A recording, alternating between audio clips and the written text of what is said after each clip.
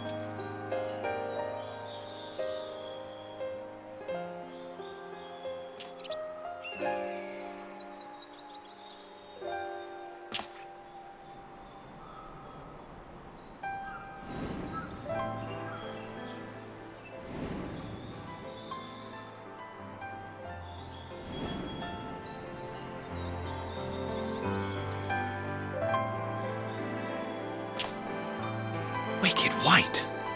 The Warriors of Light did all that? So they never... I mean, they only ever wanted to help. And when everything they'd done turned to ash, they still carried on. They gave everything to stop the flood.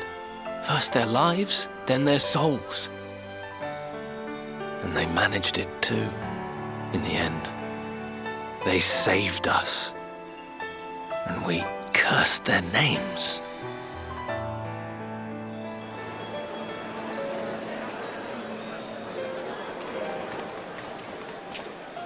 This should go a long way towards clearing the air.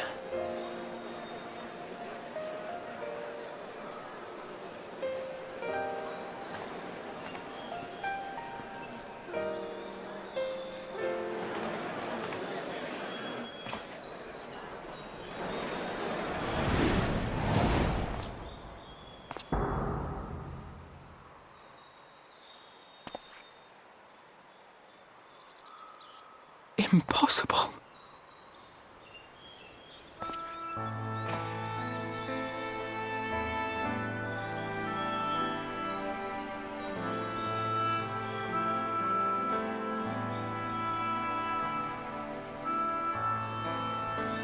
I definitely see something. You don't think it's a ghost, do you? Nay, yonder standeth no bloodless apparition, but a warrior of light and darkness both. Ardbert. What in the world?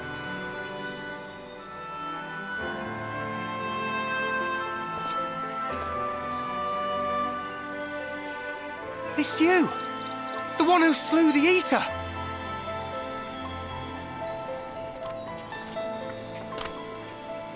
That it should be the Warrior of Darkness who brought the truth to light. You've saved me a fair bit of time, though I have a few words of my own to say, if I may.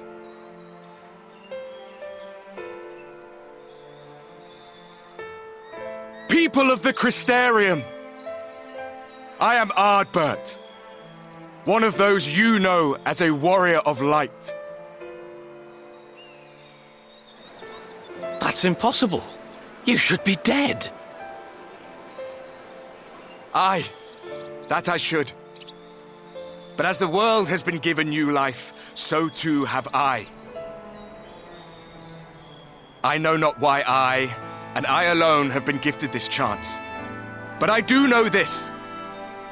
Only by the will of the star itself could such a miracle come to pass.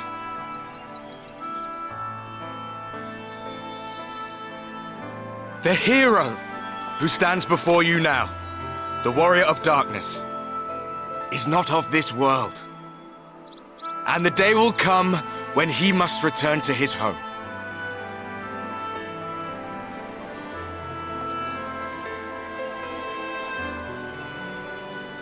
This land is our home. And if it is to remain so, now and forevermore, it is we who must protect it. The time to rely on saviors from afar has passed. It is you who must rise.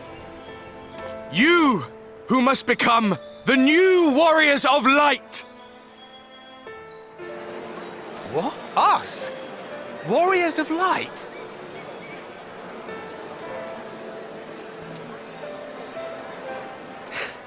None of us were born heroes, my friend. I was only ever a man with a thirst for adventure. But wherever my journeys took me, I was invariably confronted with the same choice. To lend what aid I could to those in need, or not. And I always chose the former. Any one of you could do the same. All you need is the will to help your fellow man, and the resolve to see it through.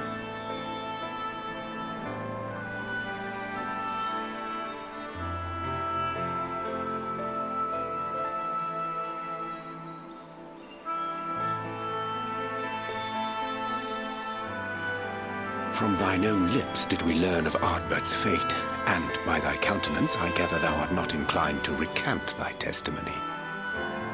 Yet whosoever this man may be, his words hold truth and resonate with the citizenry besides. For us to voice our doubts here and now would serve but to sow disquiet. 'Twere better we retired under the ocular and there discuss this matter in private. Go. I will stay here and watch.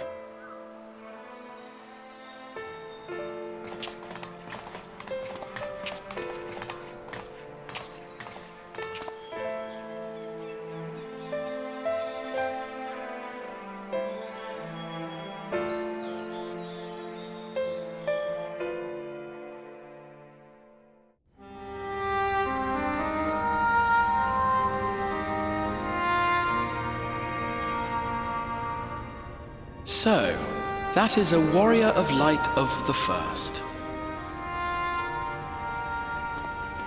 I've not had the pleasure of making his acquaintance, but as you all seem to be in agreement, I gather this is no simple case of mistaken identity.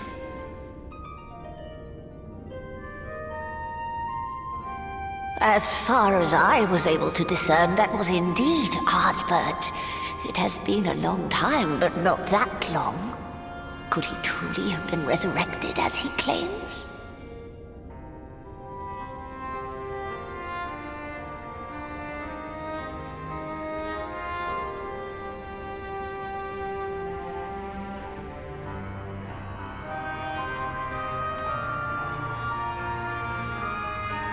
Ardbert did entrust his very soul unto thee. I see no reason to question thy judgment. Nor I. To my eyes, your ether burns as brightly as the day you slew Emmett Selk. That is proof that he is with you still.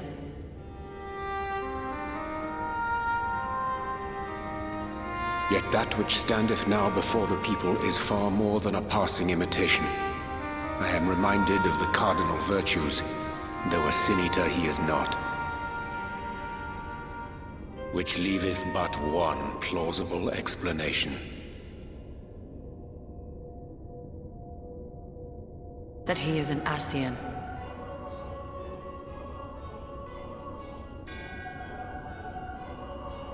Given their fondness for posthumous possession, I would have to agree.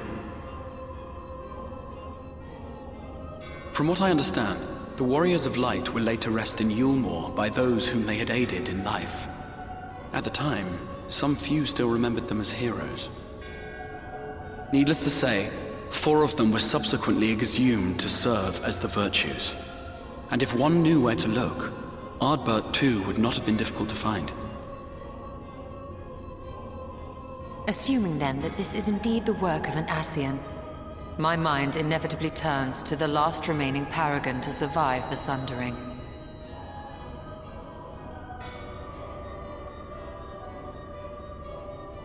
Elidibus.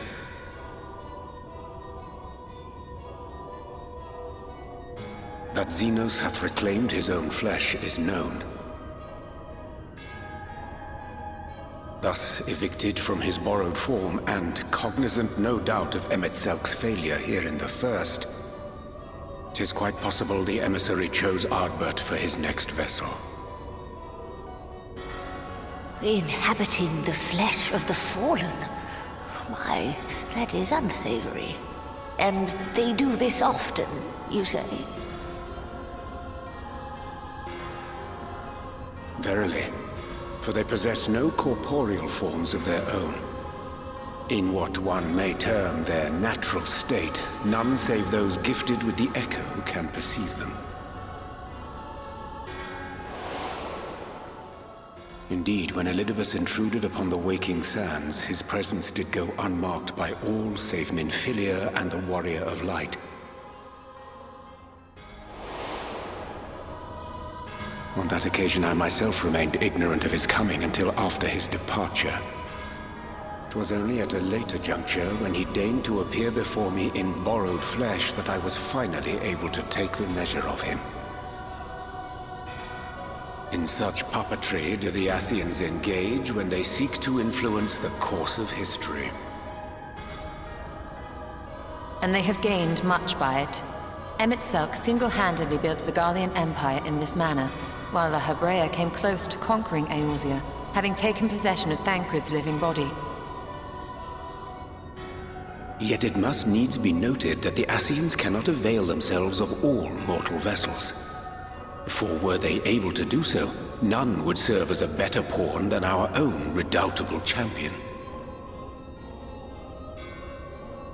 Mayhap the blessing of light shieldeth Hydaelyn's chosen from Ascian influence. Or mayhap other forces are at work. We cannot say for certain. Whatever the reason, I hope it holds true. I dare not contemplate what might come to pass otherwise. Is it not peculiar, then, that Ardbert's mortal remains should be susceptible, given that he was once a warrior of light? Or did the final departure of his soul make it possible, perhaps? Regardless, to hear an Ascian use him to call forth new warriors of light boggles the mind.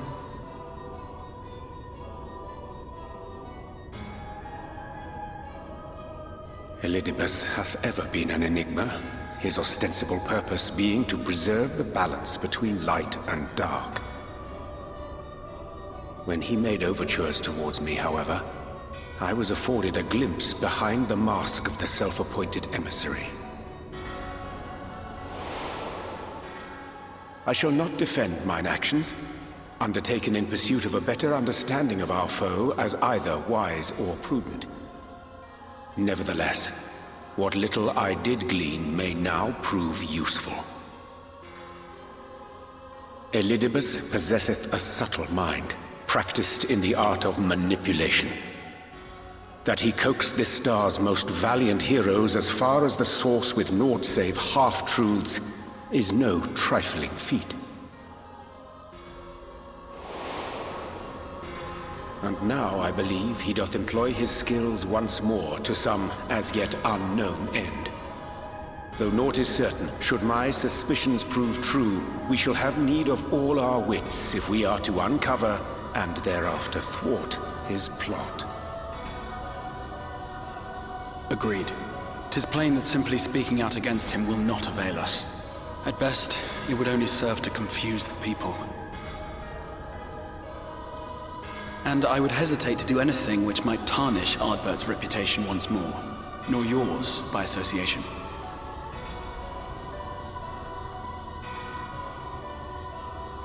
That being the case, it may be wise to keep a covert eye on this Ardbert's movements, as we attempt to discern his purpose and how best to mitigate his influence.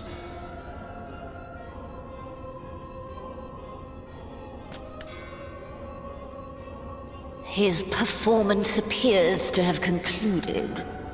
What now? Go back out and follow him?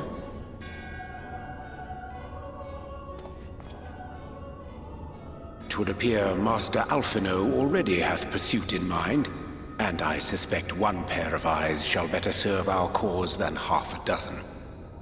Let the rest of us maintain an inconspicuous distance, for the present at least.